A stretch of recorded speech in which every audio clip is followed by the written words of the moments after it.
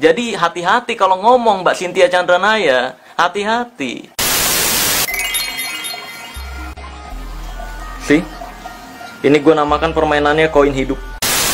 Gue, Marcel Radival, pesulap merah Indonesia, menantang Cynthia Chandranaya.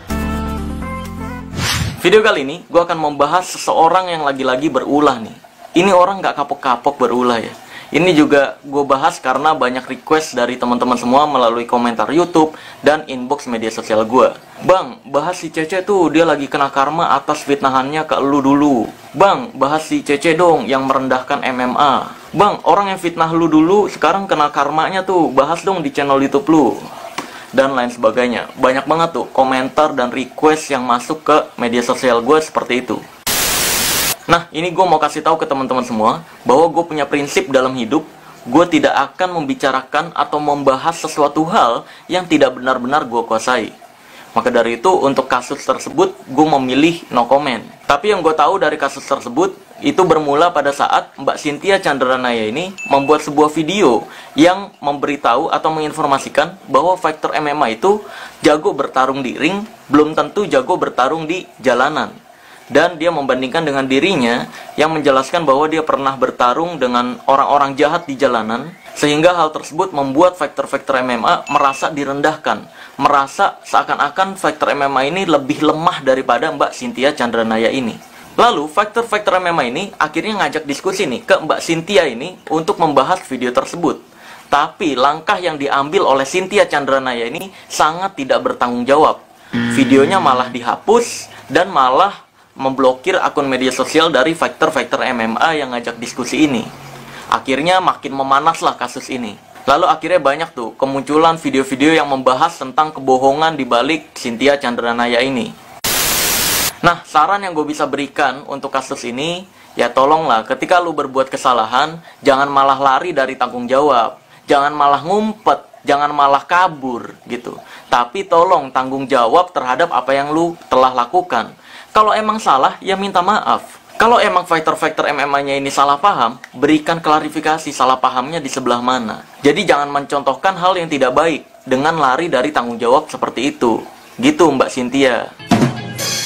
Oke, daripada gue membahas video yang tidak gue kuasai bidangnya, dalam hal ini MMA dan pencaksilat, karena bidang gue itu sebenarnya 3 hal, yaitu magic, hipnotis, dan rahasia perdukunan. Jadi kalau bidang-bidang ini, ayolah, gue bisa ngobrol banyak gitu. Gue tahu banyak, dari mulai kulitnya, dagingnya, sampai ke tulang-tulangnya gue tahu nih di bidang ini. Nah, lebih baik di video ini, gue lebih membahas secara detail video Mbak Cynthia Chandranaya yang pernah membahas video gue. Dan gue tekankan, di video Mbak Cynthia ini, banyak sekali kesalahan dan banyak sekali tuduhan-tuduhan yang tidak sesuai dengan fakta. Gue akan membahas satu persatu dari mulai thumbnailnya yang clickbaitnya kelewatan nih, ya. Kamu bisa lihat sendiri nih di thumbnailnya. Di sini terlihat ada tulisan berani melecehkan pencaksilat. Saya tantang kamu. Woy. Di situ nulis nama julukan gue, pesulap merah, dan foto gue. Jadi seakan-akan di situ gue benar-benar melecehkan pencaksilat. Padahal isi videonya tidak ada satupun bukti yang membuktikan gue menghina pencaksilat. Gue tekankan sekali lagi, nggak ada satupun bukti yang membuktikan kata-kata gue atau perilaku gue atau tindakan gue atau gerakan gue yang melecehkan pencaksilat. Kita bahas nanti satu persatu videonya, oke? Dan di thumbnailnya ini kamu bisa lihat juga nih, ada kata-kata saya tantang kamu pesulap merah. Dan banyak subscribernya dia, banyak orang-orang yang nonton videonya cuma setengah beranggapan dia nantang gue buat adu silat. Padahal di videonya itu, nanti kita bahas deh tantangannya apa sebenarnya di video dia. Jadi bisa dibilang bahwa thumbnail ini banyak banget clickbait yang tidak sesuai dengan isi videonya gitu. Langsung aja kita bahas isi video yang pertama. Perguruan pencaksilat nih. Nah, ya. ini jelas perguruan Merpati Putih. Semua orang juga tahu ini perguruan Merpati Putih ya. Oke. Jadi di sini gue stop dulu. Dia mengatakan semua orang juga tahu bahwa ini perguruan Merpati Putih. Faktanya gua nggak tahu loh itu perguruan Merpati Putih. Dan faktanya gua nggak membahas tentang perguruan ini dari perguruan mana, perguruan ini perguruan apa. Yang gua bahas adalah pematahan besinya, bukan tentang perguruannya. Oke, lanjut lagi. Nanti Jangan stop sampai sini nih nontonnya. Nontonnya sampai akhir. Akan banyak nih kesalahan-kesalahan yang dia ucapkan terhadap gua. Banyak sekali tuduhan-tuduhan yang dia ucapkan yang tidak sesuai dengan fakta. Oke, lanjut lagi. Dulu ya. Oh, ada cara muternya, siap. Salah cara Apalagi muternya saya salah. lihat di sini saudara Marcel berkomentar dengan nada yang kurang sopan, Kenapa jadi yonglek aja? Emang sejak kapan yonglek? seolah menyudutkan perguruan Merpati Putih. Oke, jadi di sini dia bilang gue berkomentar dengan nada yang tidak sopan. Nada yang tidak sopan tuh yang kayak gimana coba? Menurut gue, yang tidak sopan itu elu. Yang motong-motong video gue seenak jidat. Yang gue bahas perdukunan, dibilangnya bahas pencaksilat. Terus juga dia mengatakan seolah-olah, lagi-lagi pendapat yang tidak sesuai dengan fakta. Dia bilang seolah-olah gue menyudutkan Merpati Putih. Padahal dari awal video sampai akhir video yang gue reaction, itu gue nggak menyebutkan sama sekali tentang Merpati Putihnya. Dan gue nggak membahas sama sekali tentang Merpati Putihnya. Nggak percaya? Coba tonton video gue secara full. Siap. Gue suka gaya lu nih bocil. Gila, ini percaya dirinya mantep banget ya. Lanjut lagi. Oke, nah jadi dari situ dia potong tuh. Padahal ada selanjutnya, kata-kata selanjutnya, yaitu yang ini nih video gue. Oh iya, perlu gue tegaskan bahwa gue nggak membahas tentang perguruan pencaksilatnya ya di sini ya. Karena kalau perguruan pencaksilat, atraksi seperti ini tuh nggak ada unsur penipuannya. Biasanya mereka cuma untuk show off atau menghibur dengan atraksi mematahkan besi menggunakan tangan kosong ini. Nggak ada unsur penipuan sama sekali. Beda lagi dengan dukun atau orang yang katanya pintar, yang biasanya mereka melakukan hal seperti ini dan mengatakan bahwa hal ini akibat dari jimat tertentu. Dan ujung-ujungnya mereka akan jual benda sampah yang mereka sebut jimat dan mengatakan bahwa jimat tersebut dapat meningkatkan tenaga dalam. Nah, jadi udah jelas nih bahwa gue menampilkan reaction video pencaksilat tersebut itu untuk membedakan antara dunia pencaksilat dengan dunia perdukunan yang gue bahas. Ya, dan selesai tuh. Bahas tentang pencaksilat itu cuma sampai menit 3:40 itu doang tuh, ya.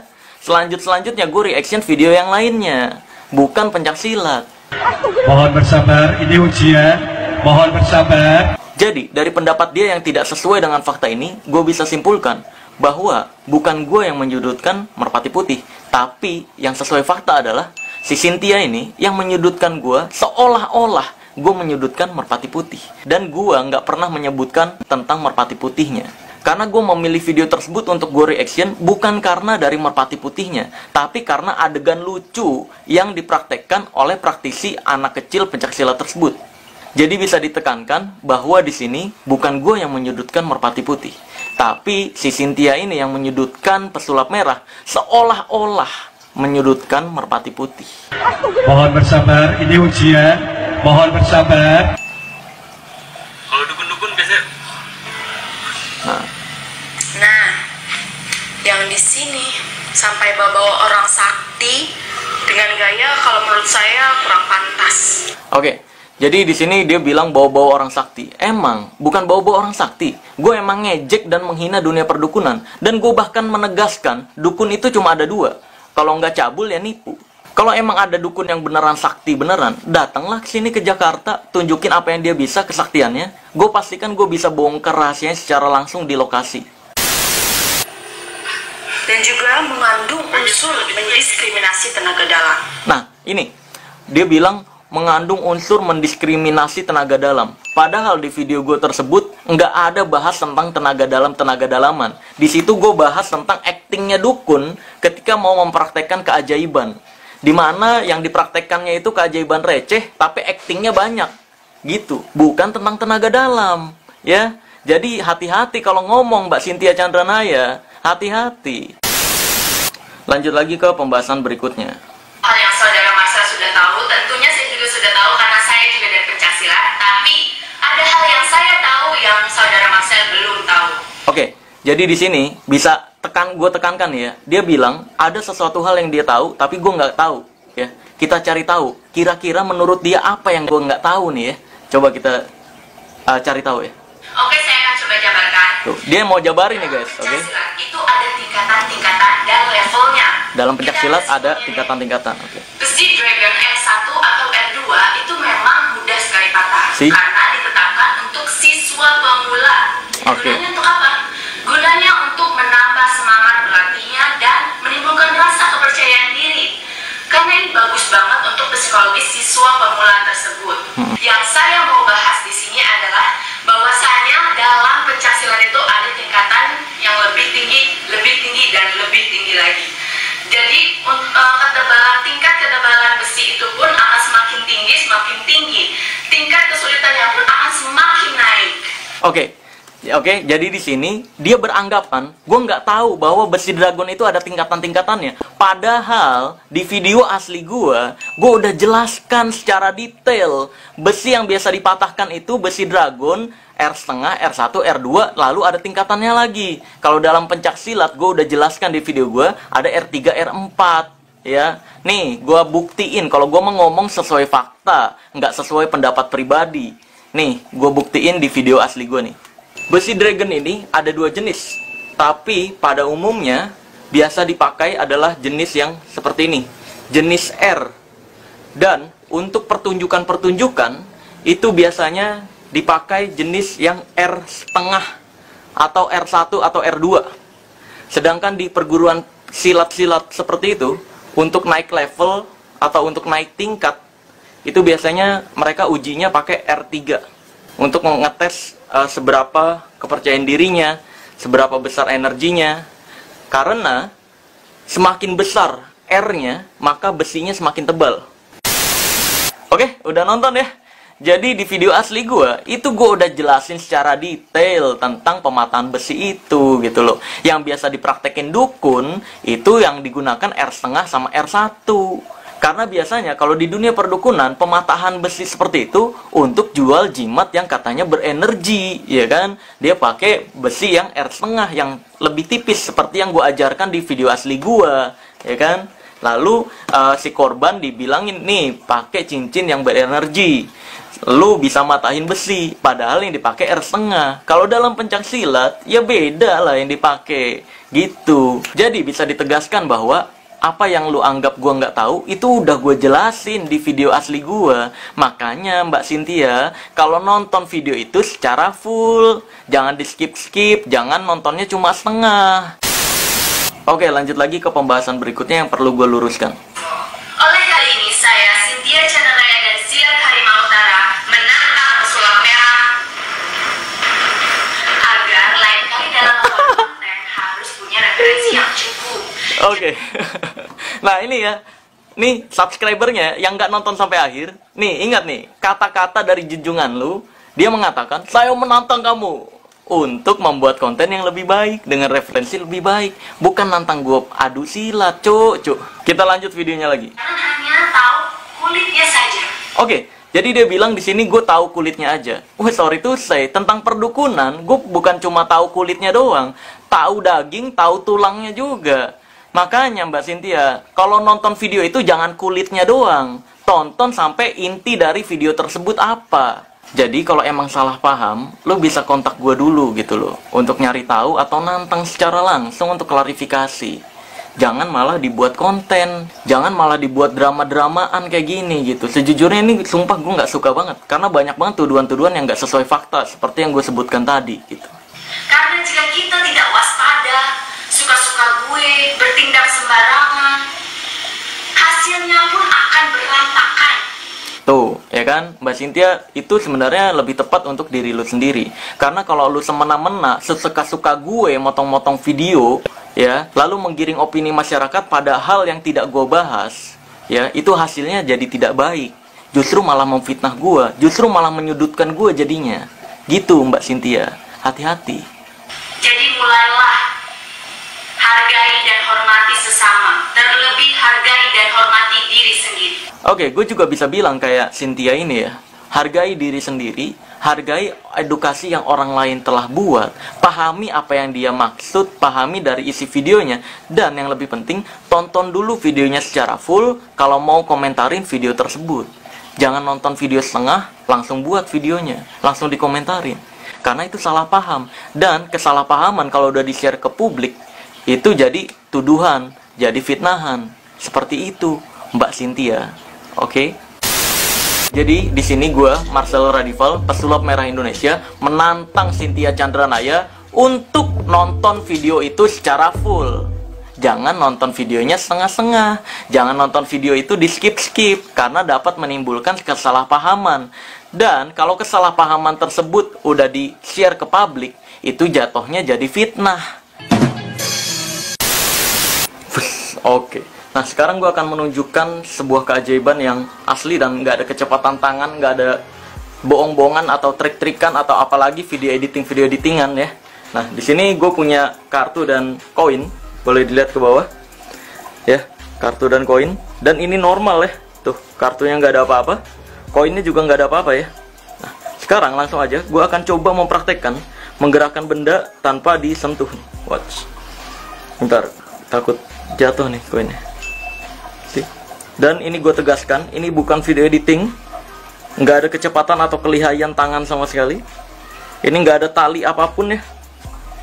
Totalitas bisa dicek dan ini bisa dipraktekkan atau dibuktikan secara langsung. Watch.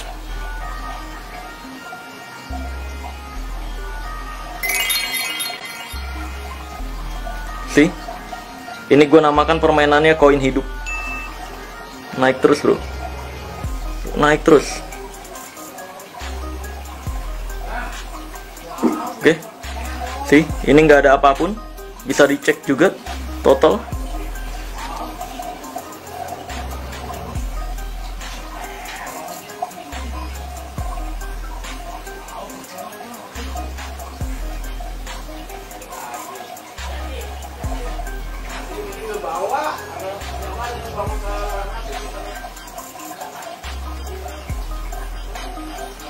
Naik lagi, sedikit lagi.